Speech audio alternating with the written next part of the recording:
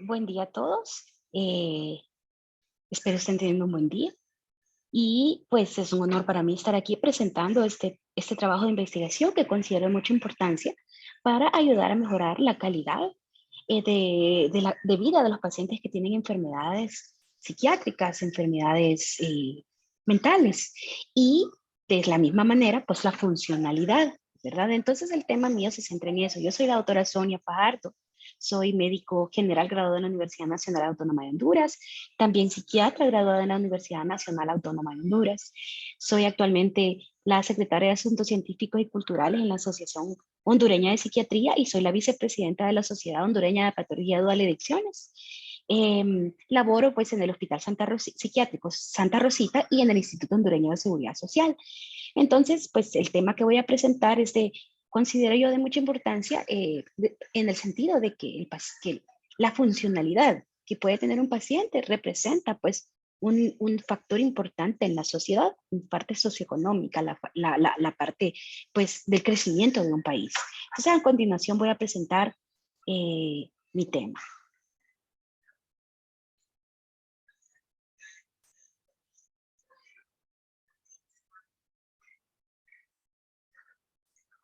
Mi tema, pues, se titula Evaluación de la funcionalidad del paciente con patología psiquiátrica institucionalizado en sala de estancia prolongada en el Hospital de Especialidades Psiquiátricos Santa Rosita de enero a febrero del año 2022. Como les decía, mi nombre es Sonia Fajardo, ¿verdad? Y soy médico especialista en psiquiatría. En la realización y presentación de estos resultados de este proyecto de investigación no tuve ningún conflicto de interés.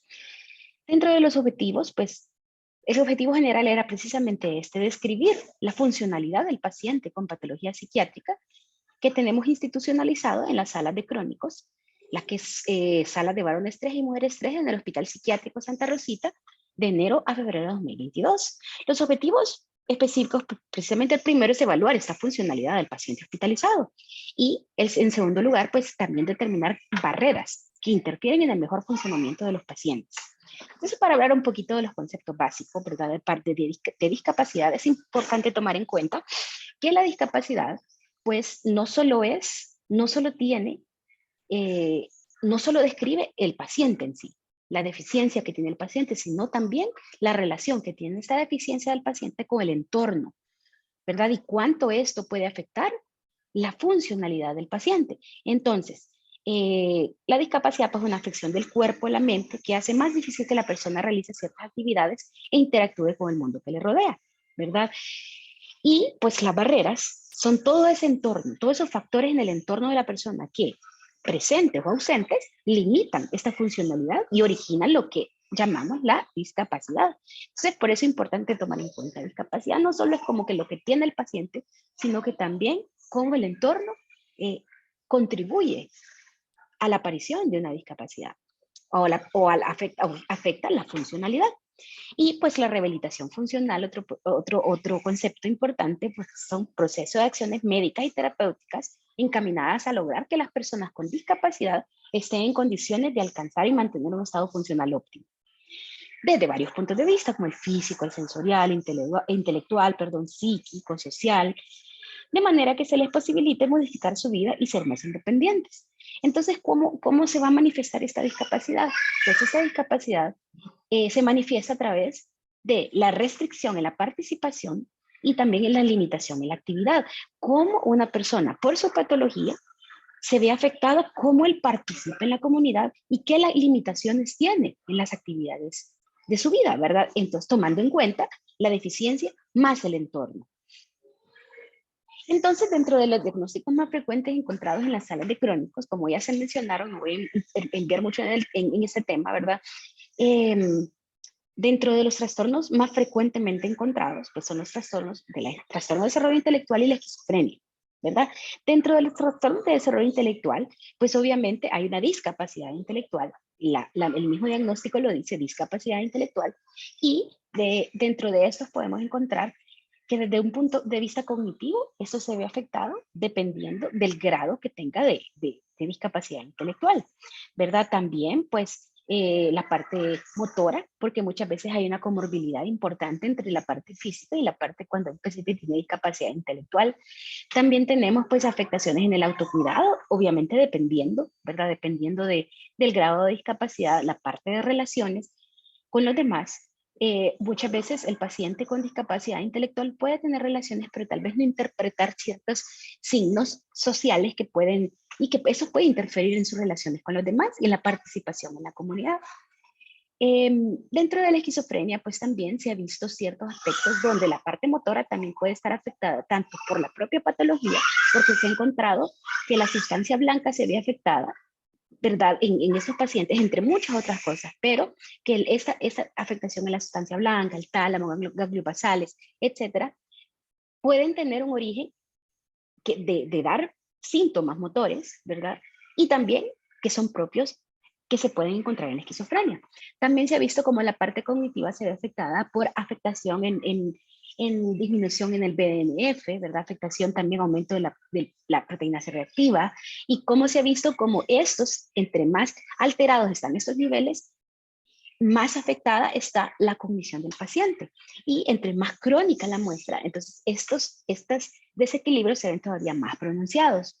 Entonces, también se ve que la presencia de síntomas negativos propios de la esquizofrenia, ¿verdad? Pueden afectar la participación, provocar una limitación, una restricción en la participación, pueden provocar limitación en las actividades de su vida diaria, en la comunidad, de autocuidado, ¿verdad? Cuando vemos, por ejemplo, muchos de esos pacientes que tienen síntomas negativos, que al final, pues, ellos dependen prácticamente en su autocuidado de una tercera persona, ¿verdad? Entonces, el depender, y aquí es donde vemos la importancia del entorno, depender de otras personas para su funcionamiento. Entonces, los síntomas negativos propios de la esquizofrenia, la parte, pues como les decía, la parte motora, también el uso de medicamentos en la parte motora, en la parte cognitiva, el uso crónico de medicamentos, el envejecimiento que sufren esos pacientes durante su estadía en el hospital y cómo este envejecimiento acompañado de su patología afecta mucho su funcionalidad. Entonces, es importante mencionar estos que entre otros diagnósticos, esos fueron los más encontrados, más frecuentemente encontrados, para dar un poco de contexto de la funcionalidad de este tipo de pacientes en situación de hospitalización crónica. Entonces, si hablamos un poco de la discapacidad intelectual, pues como les decía, esta varía según el grado, moderado, grave y profundo, ¿verdad? Que son los más frecuentemente encontrados hospitalizados de manera crónica. Y eso, pues, como les decía, presenta limitaciones del funcionamiento intelectual, en el comportamiento adaptativo y en los dominios, pues, conceptual, social y práctico. Esto lo podemos encontrar en el DSM-5, como las actividades, ¿verdad? Se ven afectadas en los pacientes según el grado de discapacidad, el grado, perdón, de limitación, de discapacidad que tienen en su desarrollo intelectual. Y también, pues, pueden también encontrar alteraciones a nivel de comunicación, psicosocial y autocuidado. En la esquizofrenia, pues como les decía, el nivel de funcionamiento es uno de los ámbitos principales, ¿verdad? Afectados. Se afecta el trabajo, las relaciones interpersonales, el cuidado personal, que puede estar muy por debajo, ya por todos los factores que les mencioné anteriormente, ¿verdad? Sobre todo la parte cognitiva, la parte de síntomas negativos, la parte de uso crónico de medicamentos y sus efectos secundarios. ¿Qué metodología utilicé? Se utilizó para realizar el estudio. Pues el área de estudio fue el Hospital Psiquiátrico Santa Rosita. Las salas de tratamiento prolongado se llaman Mujeres 3 y Varones 3. Es un estudio descriptivo transversal donde el universo es todo paciente ingresado, ¿verdad? En la sala de hospitalizaciones crónicas. La muestra son todos los pacientes ingresados en las salas de larga estancia, pero tenían que tener al menos 2 años de estar hospitalizados en la sala. Porque pues puede que sea nuevo, un paciente nuevo que después haya tenido que trasladarse a esas salas, pero tiene que tener por lo menos 2 años para ser considerado para el estudio. ¿Cuáles son los criterios de inclusión? Pues tener, como les decía, los 2 años como mínimo en las salas, y la de exclusión es tener menos de 2 años o no aceptar participar en el estudio. El método utilizado, el método y técnica de recolección de datos, fue el cuestionario Judas 2.0. ¿Cómo se hizo el procesamiento, tabulación y análisis de la información?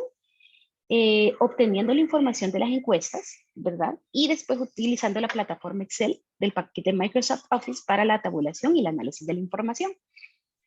Entonces, hablando un poquito del instrumento, pues el instrumento que es abreviado, son 12 preguntas, ¿verdad? Hay un instrumento que tiene más preguntas, pero por cuestiones de practicidad y poder ponerlo a todos los pacientes, se puso este de 12 preguntas.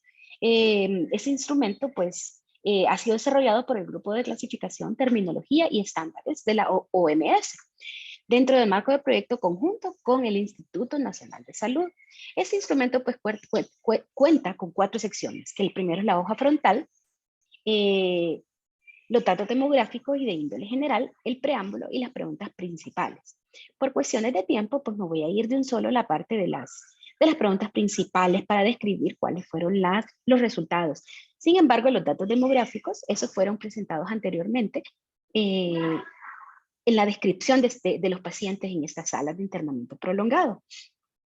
Entonces, antes de mencionar los resultados, les voy a explicar cómo funciona esta escala. Esta escala pues tiene varios dominios. Dentro de las 12 preguntas se describen los varios dominios: la movilidad, la cognición, el autocuidado, la participación, etcétera, ¿verdad? Son varios dominios que se toman en cuenta y se evalúan de acuerdo al grado de discapacidad o el grado de afectación que puede tener cada ítem. Por ejemplo, bueno, puede ser ninguno, que no tenga afectación, leve, moderado, severo o extremo. ¿Cómo se clasifican? Si es ninguno, se clasifica como 1, si es leve, se clasifica como 2, moderado 3, severo 4 y extremo 5, ¿verdad? Entonces, cada ítem se le da una puntuación y después se suman todos y se saca pues el promedio para encontrar dentro de cuál de las categorías se encuentra. Entonces, recordando que no, las preguntas están dirigidas hacia todos los dominios, la parte cognitiva, la parte de motora, etcétera, la parte de autocuidado. Entonces, pues al sumar todos los puntajes, el leve, la discapacidad leve fue la más frecuentemente encontrada. ¿Por qué puede ser esto?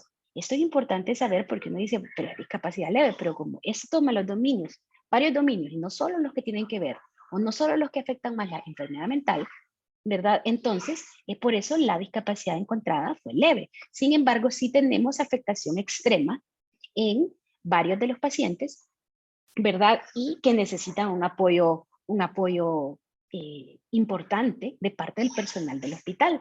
Pero también tenemos ninguno. ¿Qué quiere decir? Que muchos de los pacientes que están hospitalizados de manera crónica no es por una condición propia, sino por entorno social, por falta de familiares, por cuestiones judiciales que los mandan a internamientos prolongados, ¿verdad?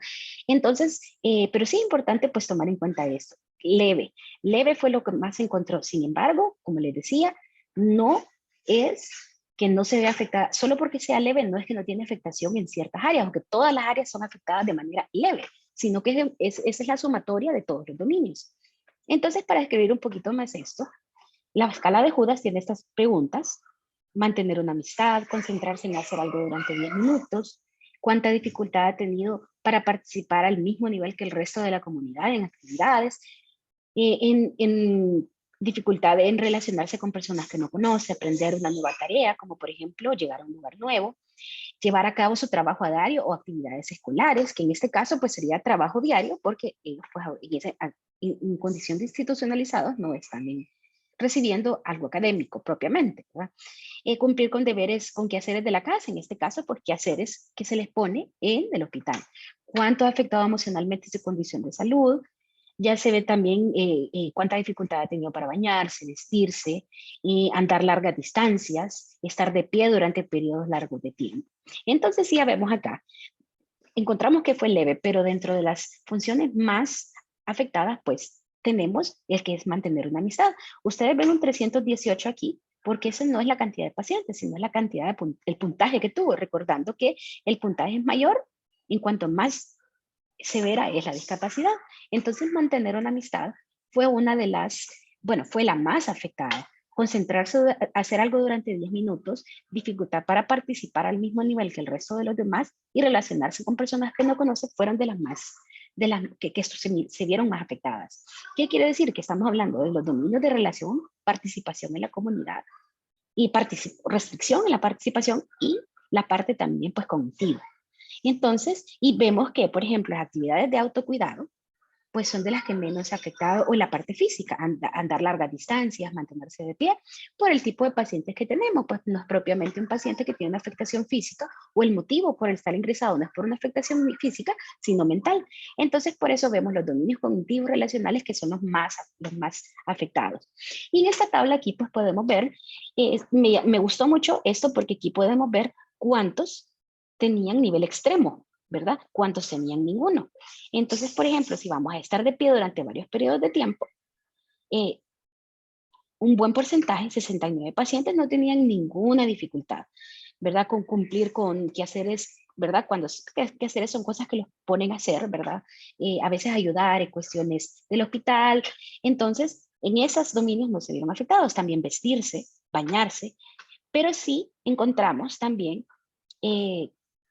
mantener una amistad donde había una discapacidad, prácticamente una afectación extrema de la función, de esa función, en mantener una amistad. Entonces, y vemos que todos estos al que están al final son extremos, que es lo que más o menos hablé en la diapositiva anterior, ¿verdad? Entonces, en este cuadrito, pues podemos ver que es importante que ninguno, que no tener ninguna afectación es un buen porcentaje de la población, pero también tenemos un buen porcentaje de lo que sí es una afectación extrema en el funcionamiento.